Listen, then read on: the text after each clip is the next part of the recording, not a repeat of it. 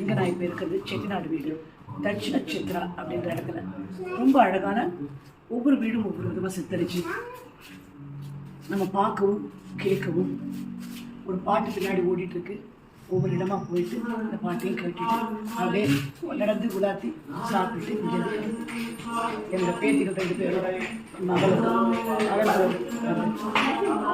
உங்களுக்கு ஒரு சின்ன வீடியோ இங்கே போட்டு காமிச்சிருக்கேன். இந்த வீடியோ எப்படி அப்படின்னா, நான் வந்து இன்றைக்கி மதர்ஸ் டே, நேற்று என்னுடைய 2வது மகள் திடீர்னு ஒரு மியூசிக் போய் பார்ப்போம் அப்படின்னா தட்சிண சித்ராவில் போய் பார்த்தேன். சென்னையில் இருக்குது.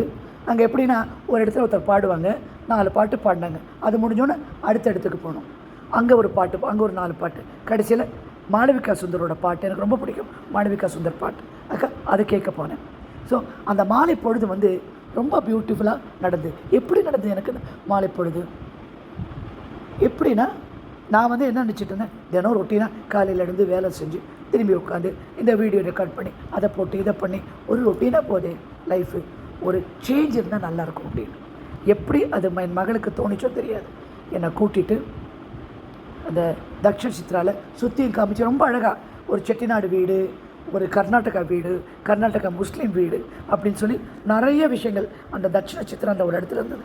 எனக்கு மாலை நேற்று மாலை நிஜமாகவே ஒரு பொன் மாலை பொழுது ரொம்ப சந்தோஷமாக, ரொம்ப ஆரோக்கியமாக என்னுடைய மகள், வளர்ப்பு மகள் எல்லாருமே சேர்ந்து பேத்திகள் எல்லாருமே சேர்ந்து அந்த மாலை பொழுது கழித்தோம். அதை உங்களோட பகிர்ந்துக்க தான் இந்த சின்ன வீடியோ போட்டிருக்கேன். நீங்கள் பாருங்கள். இப்போ நம்ம அன்னை தினத்தை பற்றி பேசி உலகத்தில் உள்ள அத்தனை அன்னையருக்கும் என் சிரம் தாழ்ந்த வணக்கம். Yo with PKK live design with PKK.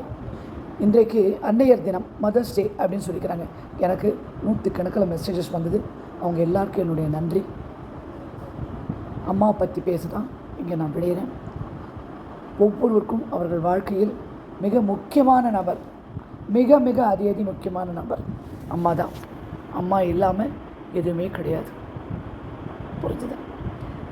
அங்கேருந்து தான் முதல், அதுதான் முதல் முடிவு. எங்கே இருந்தாலும் நம்ம வாழ்க்கையின் முதல் ஆரம்பிக்கிறது அன்னையின் தொப்புள் கொடியில் தான். அந்த பிரசவ வேதனை பட்டு நம்மளை உலகத்துக்கு கொண்டு வந்த அந்த அம்மா, அந்த வேதனைக்கு எத்தனை கோடி வருஷம் கடமைப்பட்டு நன்றி கடன் பட்டிருந்தாலும் அது இணையே ஆகாது. அந்த மாதிரியான ஒரு பேரன்பு. பிரசவ வலி முடிஞ்சு குழந்தை பிறந்த உடனே அந்த குழந்தையை பார்த்து அந்த வலியெல்லாம் மறந்து அந்த தாய் சிரிக்கிறான். புரிஞ்சுதா? கடவுள் அங்கே தான் இருக்கார். பிரபஞ்சம் அந்த இடத்துல தான் நின்று இதை பார்க்குது. Okay, this is it. அன்னையர் தினம் எல்லோரும் கொண்டாடுறாங்க வருஷத்துக்கு. என்ன கேட்க போனால், அன்னையர் தினம் மிக மிக முக்கியமான ஒன்று. ஒவ்வொரு நாளும் நாம் பார்க்க வேண்டியது. எனக்கு தெரிஞ்சு எங்கள் அம்மா இருந்த வரைக்கும் நான் என்ன பண்ணுவேன்னா, தினம் காலையில் எங்கள் அம்மா போய் பார்த்துருவேன். காலையில் நான் ஃபஸ்ட்டு பார்த்து பேசுகிற ஆள் எங்கள் அம்மா தான். அவங்களுக்கு தெரியும், ஆனால் தெரிஞ்ச மாதிரி இருக்காங்க. ஆனால் வெரி ஸ்ட்ரிக்ட் டிசிப்ளினேரியன். ரொம்ப ஸ்ட்ரிக்ட்டு, ரொம்ப கரெக்டாக இருப்பாங்க. ஸ்கூல் டீச்சர்ஸ் எல்லாம் 9 மணிக்கு வந்தால் கூட நான் 7:30 மணிக்கு ஸ்கூலில் இருக்கணும். அந்த மாதிரிலாம் டிசிப்ளின். எல்லோரும் போனப்புறம் லேட்டாக நான் போனோம். காலையில் 5 மணிக்கு எழுந்துக்கணும். அது மாதிரி நிறைய விஷயங்கள். இன்றைக்கு என்னுடைய வாழ்க்கையில் ஐ ஆம் சம்படி. நிச்சயமாக என் வாழ்க்கையின் தரத்தை உயர்த்தியவர் என் அம்மா தான். எதுக்கு இந்த அம்மா பற்றி சொல்கிறேன்னா, நீங்கள் எல்லாருமே உங்கள் அம்மாவை மனமாற நேசியுங்கள். வயசாக சின்ன சின்ன விஷயங்கள் அவங்ககிட்ட இருக்கும், அது நமக்கு பிடிக்காமல் போகும். புரிஞ்சுதா? ஏன்னா நாம் வேறு மாதிரி ஒரு சூழ்நிலையில் வளர்ந்துக்கிட்டே போகிறோம். வெளி சூழ்நிலையை நம்மளை மாற்றிருக்கோம். ஆனால் பொறுத்துக்கோங்க, அன்பை கொடுங்க. இந்த உலகத்தில் இந்த குடும்பம் அப்படிங்கிற ஒரு இது இருக்குது இல்லையா விஷயம். அந்த குடும்பத்தில் பல ஆண்டு காலம் நாம் சேர்ந்து ஒன்றா சேர்ந்து அந்யோன்யமாக இருந்தால் கூட ஒரே ஒரு வார்த்தையில் மனசு கஷ்டப்பட்டுடும். புரிஞ்சுதா? அந்த மனசு கஷ்டப்படாமல் நீங்கள் பார்த்துக்க வேண்டியது உங்களுடைய கடமை. இந்த அம்மா இல்லாட்டி நீங்கள் கிடையாது. இது அம்மா இல்லாதவன் அனாதை தான். புரிஞ்சுதா? அம்மா வாழ்க்கையில் ரொம்ப முக்கியம். உங்களுக்கு தோள் கொடுக்கும் அந்த தெய்வம் அது. இங்கே நான் மேனிஃபெஸ்டேஷன் பிரபஞ்சம் பற்றி சொல்கிறவங்க இதை பற்றி சொல்கிறாங்கன்னா, உங்களுடைய மேனிஃபெஸ்டேஷன் இங்கேருந்து தான் வருது. நீங்கள் மேனிஃபெஸ்ட் பண்ணி தான் அந்த வயிற்றில் வந்திருக்கீங்க. அங்கேருந்து மேலேருந்து நான் இந்த தாய் வயிற்றில் தான் பிறக்க வேண்டும் அப்படின்னு உங்களோட வேண்டுதல் தான் அந்த தாய் வயிற்றில் நீங்கள் பிறந்திருக்கீங்க. அந்த குடும்பத்தில் நீங்கள் வாழ்ந்திருக்கீங்க. It's a kind of manifestation. So இதுதான் அன்னையை பற்றி நான் பற்றி சொல்ல விரும்பினேன். என்னை ஒருத்தர் கேட்டிருந்தேன், அஃபர்மேஷன் மேனிஃபெஸ்டேஷன் இது ரெண்டுக்கும் என்னமா டிஃப்ரென்ஸ் அப்படின்னு. அஃபர்மேஷன்றது சுயப்பிரகடனம். ஐ ஆம் good, I am happy, I do this, I got my job அப்படின்னு சொல்கிறது அஃபர்மேஷன், சொல்லிக்கிறது சுயப்பிரகடனம்.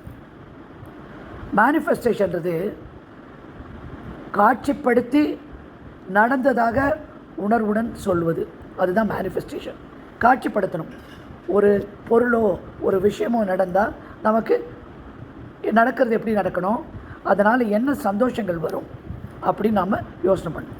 அப்படி யோசனை பண்ணி வரும்போது அந்த உணர்வுகள்லாம் வரணும்ல. எண்ட் யூஸ் எப்போவுமே சொல்லியிருக்கேன், நடந்து முடிந்தவுடன் நமக்கு என்ன சந்தோஷம் வரும், அந்த சந்தோஷத்தை இது கொஞ்சம் பெரிய வேலை. அஃபர்மேஷன் மாதிரி சின்ன வேலை கிடையாது. அஃபர்மேஷன் ஒரு லைனில் சொல்லி முடிச்சிடலாம்.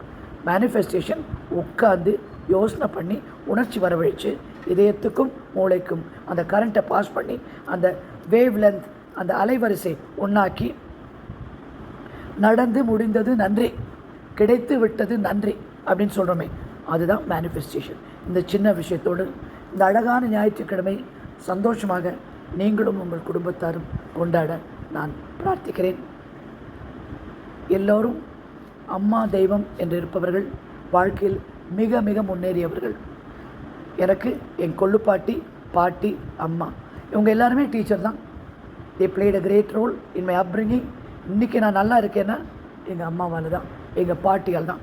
எங்கள் பாட்டி கொடுத்த அந்த பருப்பு சாதமும் நெய்யும் கலந்த காய்கறிகளும் அந்த சீசனுக்கு ஏற்ற மாதிரி கொடுத்த சாப்பாடு, பாதாம் பிஸ்தா அப்படிலாம் எல்லாமே, பொட்டுக்கடலை, வெல்லம், பனை வெல்லம், வாழைப்பழம், பலாப்பழம், மாம்பழம், இப்படி பார்த்து பார்த்து சீசனுக்கு ஏற்ற மாதிரி சாப்பாடு கொடுத்தாங்க எங்கள் பாட்டி.